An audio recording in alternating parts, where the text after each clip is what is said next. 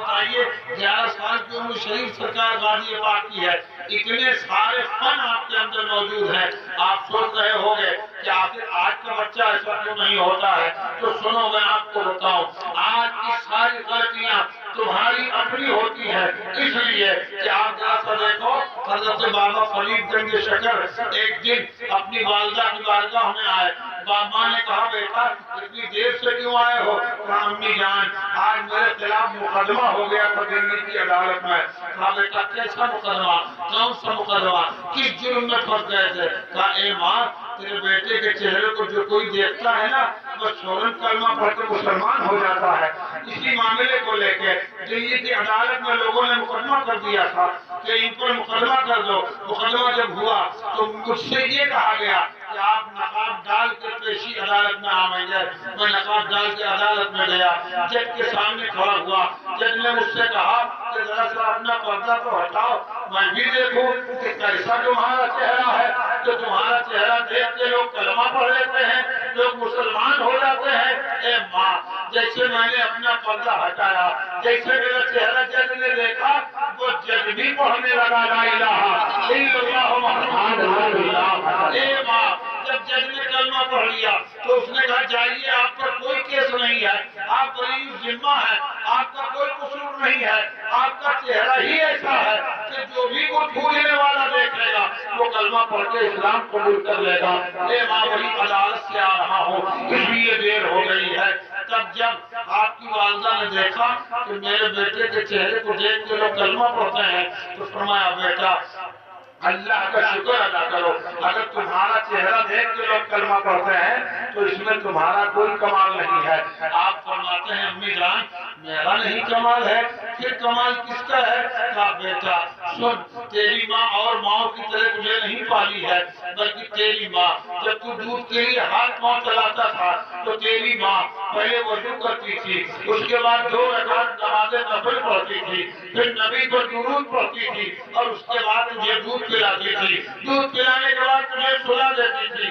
جب رات کی تاریکی میں ساری دنیا سو رہی ہوگی تو تیری ماں اٹھ کر مصلی بچھاتی اور اللہ سے عرض کرتی تھی اے اللہ میں نے اپنے بچے کی پرورش میں دودھ پلانے سے پہلے وضو کیا ہے، وضو کے بعد نفل پڑھی ہے، نفل کے بعد تیرے نبی پر درود پڑھا ہے. اے اللہ کل جب میرا بیٹا یہ جوان ہو جائے تو اسے شریعت کا غدار نہ بنانا بلکہ مولا میرے لالی کو شریعت کا تاجدار بنا دینا اور میرے لالی کے چہرے میں وہ طاقت دے دینا کہ میرے لالی کا چہرہ جو بھی مریم دیکھے وہ کلمہ پڑھ کے اسلام تو بیٹا تیرا کوئی کمال نہیں، اس میں جو کچھ کمال ہے وہ تیری ماں کی دعا کا کمال ہے. اب آپ ذرا سا موازنہ کرو، اگر آج بھی ماں یہ حلوہ استعمال کرے، یہ طریقہ بناوے تو بتاؤ کیا ہماری گود سے سید سالار کے غلام نہیں پیدا ہوں گے؟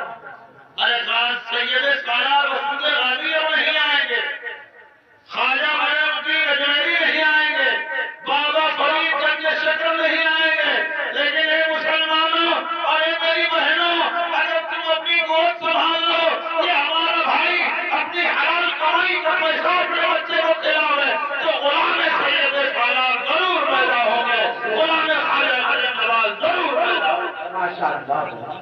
اور یہ بابا فرید کوئی عام انسان نہیں، یہ وہی بابا فرید ہیں کہ بابا فرید گنج شکر جب مرید ہوئے تو انہوں نے اپنے پیر سے پوچھا حضور اللہ نے جس کے لیے دنیا بنائی ہے اس محبوب کا دیدار کیسے ہوگا؟ اس محبوب کا دیدار کیسے ہوگا؟ تو پیر صاحب نے بتایا بیٹا اتنا آسان نہیں ہے محبوب کا دیدار کرنا. حضور بتائیے تو آپ نے فرمایا کہ اس محبوب کے عشق کی جو کسوٹی ہے اس میں پہلے کھڑے اترنا پڑے. مطلب تم ایک مٹی کا برتن لیتے ہو اسے ٹھوکتے ہو کہ پکا ہے کیا، ایسے وہ بھی جب تمہیں بنائیں گے اپنا تو تمہیں آزمائیں گے کہ تو کھڑا ہے کہ نہیں. जैसे सुना बाबा फरीद ने अपना वतन छोड़ दिया, जंगल में चले गए, हर वक्त बस आका की याद में मस्त रहते, और इस तरह मस्त हो गए कि एक पेड़ की डाल को पकड़ लिया तो 12 साल तक खड़े रहे, और इस तरह खड़े रहे कि चिड़ियों ने मुर्दा मान लिया, चिड़ियों ने पांव का गोश्त नोच नोच के खा लिया। आप बिल्कुल एकदम मस्त हैं, हाथ का गोश्त नोच नोच के खा लिया, आप खामोश हैं, सीने का गोश्त नोच नोच के खा लिया, आप खामोश हैं, रान का गोश्त खा लिया, आप चुपचाप खड़े हैं, पीठ का गोश्त खा लिया, आप खामोशी से खड़े हैं। उसके बाद जब चिड़िया सर पे आई और बैठी कि लाओ अब सर पे नंबर लगाया जाए, तब बाबा फरीद ने आंखें खोली, और आंखें खोलने के बाद बाबा फरीद चिड़ियों से कहते हैं कि कागा सब तन खाइयो, चुन चुन खाइयो बास, और दो नामत खाइयो, पिया मिलन की आस, दो नामत खाइयो, पिया मिलन की आस। ये बाबा फरीदगंज से गए। तो मैं कहने ये रहा था, सरकार गाजी पाक 11 साल के थे तब आपने सोमनाथ पर इस्लाम का झंडा लगाया था। अब आप दिल्ली, कन्नौज, मुरादाबाद होते हुए सकरी तशरीफ लाए, और सकरी खाने के बाद आप बहराइच शरीफ की सरजमीन पे आ गए। सबसे पहले आप पर 22 राजाओं ने मिलकर हमला किया। 22 राजाओं ने जब मिलकर हमला किया कि यहाँ ये कौन सा नया दीन लेके आए हो, तुम कहते हो खुदा एक है, तुम कहते हो खुदा दिखता नहीं है, हम कैसे मान लें? हम एक खुदा की इबादत नहीं करेंगे, हम एक खुदा की पूजा नहीं करेंगे। आपने ऐलान कलीमतुल हक किया, आप करते रहे अल्लाह के रसूल सल्लल्लाहु अलैहि वसल्लम की रिसालत का ऐलान, अल्लाह की वहदानियत का ऐलान। आप लास्ट में आखिर में आप पर 52 राजाओं ने मिलकर हमला किया, और इस तरह हमला नहीं किया बल्कि हमला इस तरह किया।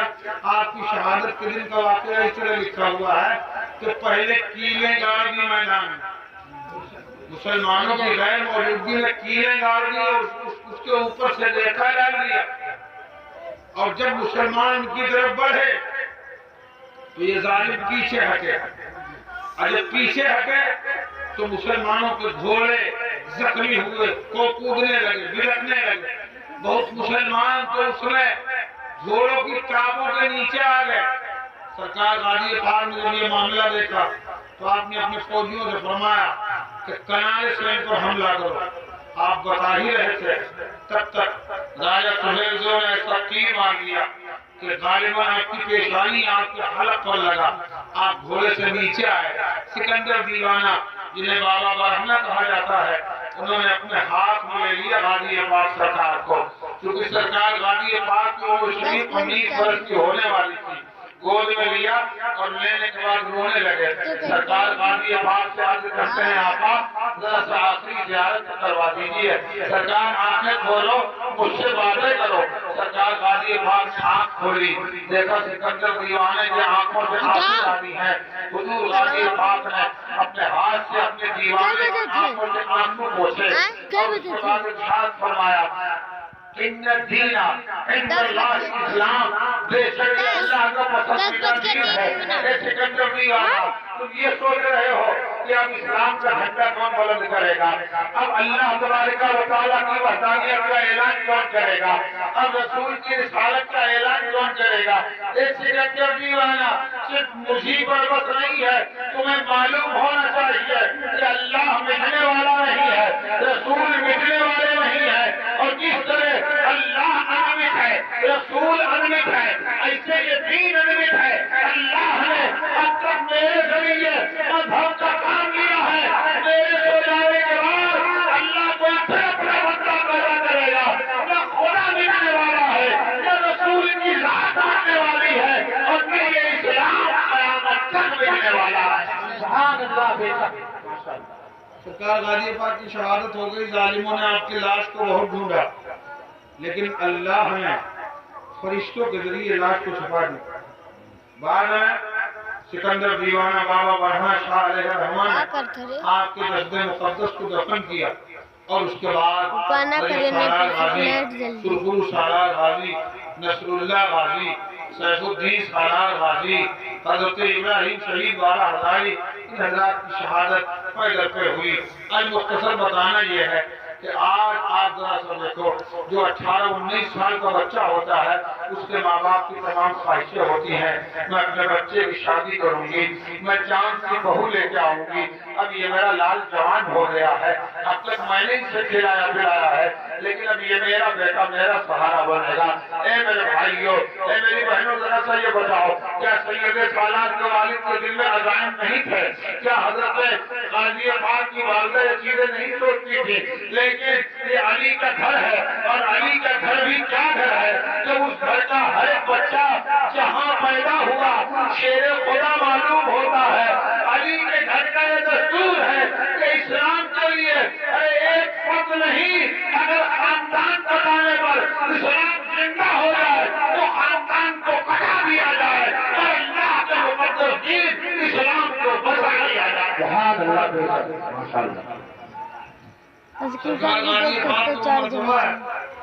मैं आपको बताऊं, फिरोज शाह तुगलक ये बादशाह वक्त है। सरकार गाजी पाक का मकबरा 7.4 है। ये संगमरमर का जो किला है उसी ने बनाया। फिरोज शाह तुगलक कहीं फंसा हुआ था, उसकी फौज लड़ रही थी और दुश्मनों ने चारों तरफ से घेर लिया। उसकी मां के पास इत्तला आई कि तेरा बेटा गिर गया, दुआ करो उसके लिए। मां रो रो के अल्लाह से दुआएं करती रही, लेकिन निकलने की कोई सूरत नजर न आई। तो बताया ये जाता है कि कुछ लोग झुंड बना के बहराइच आ रहे हैं। उसकी मां ने देखा कि ये सब चांद सी सूरत वाले हैं, रोजा नमाज करने वाले, ये सब बड़े अदब के साथ कहीं जा रहे हैं। काफिले को रोका और उन लोगों से पूछा कहाँ जा रहे हैं। उन लोगों ने कहा कि हम बहराइच जा रहे हैं। बहराइच क्यों जा रहे हो? क्या तुम्हें मालूम नहीं है अली का लाल बहराइच में सोया हुआ है।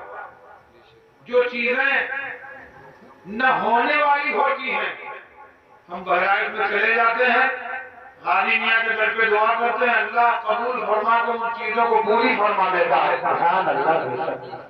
तो उस औरत ने कहा था, उस मां ने, तो मैं अकेली हूं, अगर यहाँ से आवाज दूं तो गाजी मियां सुनेंगे? कहा हाँ जरूर सुनेंगे। गाजी शहीद है और शहीद जिंदा होता है, शहीद मरा नहीं करता। कुरान कहता है वला तक़ूलू लिमन युक़्तलू फी सबीलिल्लाहि अमवात, वो तो अल्लाह के लिए कत्ल कर दिए जाए उन्हें मुर्दा न कहो, बल्कि वो जिंदा है। तुम्हें शऊर ही नहीं है कि तुम उनकी जिंदगी को समझ सको। तो उन काफिले वालों ने कहा था जरूर सुनेंगे। उस बूढ़ी माँ ने वहीं से बहराइच की तरफ मुंह किया और कहा ए सैयद साला, तुम सबकी सुनते हो, ए मेरे दादा मेरी भी सुन लो। मेरा बेटा बलाओं में घिरा हुआ है, अगर मेरा बेटा बहिफाजत मुश्तक आ जाए और उसे फतह मिल जाए तो ए सैयद साला, मैं अपने बेटे के जरिए आपका मकबरा तामीर कराऊंगी। उसी दिन शाम को खबर आ गई कि तेरे बेटे को अल्लाह ने फतह दे दी है, तेरा बेटा कामयाब हो गया है और तेरा बेटा दुश्मनों को मार के बहुत जल्द तेरे शहर आने वाला है। 3 दिन के बाद फिरोज शाह तुगलक घर आ गए। माँ ने देखा, शुक्र अदा किया गाजी पाक का, और उसके बाद कहा बेटा जो तू जीत के आया है ये मेरा अपना कमाल नहीं है, ये बहराइच के राजा सैयद सालार का कमाल है। ए बेटा चला जा, गाजी पाक की बारगाह में हाजिरी दिया। अब फिरोज शाह तुगलक चले, बहराइच आए, दुश्मनों से मुलाकात हो गई। दुश्मनों से पूछा यहाँ बहराइच में गाजी मियां का मजार कहाँ है? ان لوگوں نے کچھ نہیں بتایا، بہانہ کر دیا، اس کے چکر میں پڑے ہو، جاؤ واپس چلے جاؤ، یہاں کوئی سید سالار نہیں ہے۔ حضرات کسی نے یہ بتایا کہ افضل الدین ابو جعفر امیر ماں اس وقت حیات میں ہے، چلو ان کے پاس کو بتا دیں گے۔ اب بادشاہ حضرت امیر ماں کی بارگاہ میں حاضر ہوا، امیر ماں حیات میں تھے، آیا، آنے کے بعد اس نے نوکروں سے کہا، خادموں سے کہا کہ جا کے حضرت سے کہہ دو کہ ہندوستان کا سلطان آیا ہے، آپ سے ملنا چاہتا ہے، آپ ملاقات کر لیجئے۔ تو جب خادموں نے آ کے بتایا جھوپڑی میں کہ سرکار ہندوستان کا بادشاہ آیا ہے، وہ آپ سے ملنا چاہتا ہے، تین پوائنٹ امام نے فرمایا کہ بادشاہ سے کہہ دو وہ اپنا کام کرے اور مجھے اپنا کام کرنے دے، میں اپنے رب کی عبادت کر رہا ہوں، اپنے رب کو سجدے کر رہا ہوں، اپنے رب کو بنانے میں لگا ہوا ہوں۔ جب خادموں نے جا کے بادشاہ سے بتایا تو ان کا بیان یہ ہے تو اسے اور زیادہ طرف ہوئی اور آخر بلا پوچھے بلا اجازت کے کمرے میں آ گیا، قدم پر گر گیا، قدم چوما، کہا سرکار کرم آپ کا، آپ نے مجھے اجازت نہیں دی لیکن میں نے آپ کو رحمت دے دی ہے، سرکار تھوڑا سا مہربانی مجھ پر یہ کر دیں کہ آپ غازی پاک کا مزار بتا دیں۔ سرکار غازی پاک کا مزار پرانوار ہے کہا؟ آپ نے ارشاد فرمایا میں بتا تو دوں گا لیکن تم میرے ساتھ چل نہیں پاؤ گے۔ کہا حضور بہت دور ہے، کہا دور نہیں ہے، یہاں سے 2 کلومیٹر ہے لیکن میرے ساتھ نہیں جا پاؤ گے۔ کہا سرکار میں چلوں گا، آپ مجھے اجازت دیں میں آپ کے پیچھے پیچھے چلوں گا۔ فرمایا ٹھیک ہے چلو، اور سرکار امیر ماں آگے آگے، بادشاہ پیچھے پیچھے۔ حضرت امیر ماں کے چلنے کا انداز الگ، راستہ پلین ہے، راستہ سوکھا ہے، راستہ صاف ہے، لیکن امیر ماں ایسے چل رہے ہیں جیسے کوئی بارش میں چلا کرتا ہو، کبھی ایڑی کے بل، کبھی پنجے کے بل، کبھی کود جانا، کبھی اچک جانا، اسی طرح چل رہے ہیں۔ بادشاہ نے جگہ دامن پکڑا روک لیا، کہا سرکار راستہ پلین ہے، راستہ صاف ہے،